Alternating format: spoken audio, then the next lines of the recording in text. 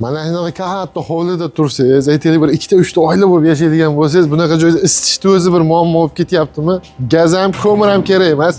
Elektr varianti, teplovoy nasos akalar. 220 yoki 380 lik varianti bor. Tokda vobshe oz yerkan, qaranglar. Mana bu yerda isitishi ham zo'r deyapti. Ichkarida ko'rsatamiz. 42 qo'yib qo'yishgan. Shuni miyasiga kiramiz, rasxotini ko'ramiz. 3.42-44 yeyapti soatiga. 15.97 bugungiligi akalar. Andijonda Yeko brendini ko'pchilik biladi, shu akalar olib kelishyapti. Video davomida narx hamda turlarini aytamiz. 220, 380 lik variantlari bor. Poddeshkaga tars. Shu xonadondagi bir xonani ko'rsatib beramiz. Ikkita radiator turibdi akalar. Gradusini qaranglar.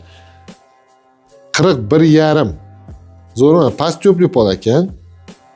36 gradus past. Ko'ryapsizlarmi? Ya'ni isitishiga gap bo'lishi mumkin emas. Bitta teplovoy nasos qo'yib olsangiz aka, Ariston ham kerak emas ekan, katyol ham kerak emas ekan, konditsioner ham kerak emas ekan. O'zi sovutib, o'zi isitib, nima bo'lsa qilib beraveradi. Narxi ham unaqa qimmat emas. 100 kvadratligining narxi где-то shu 2,5 ming dollar atrofida.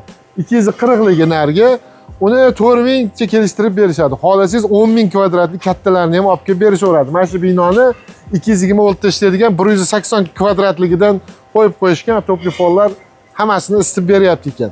Pastdagi raqamga aloqaga chiqib, yana ham batafsil ma'lumot olsalaring bo'ladi. Sog' bo'linglar.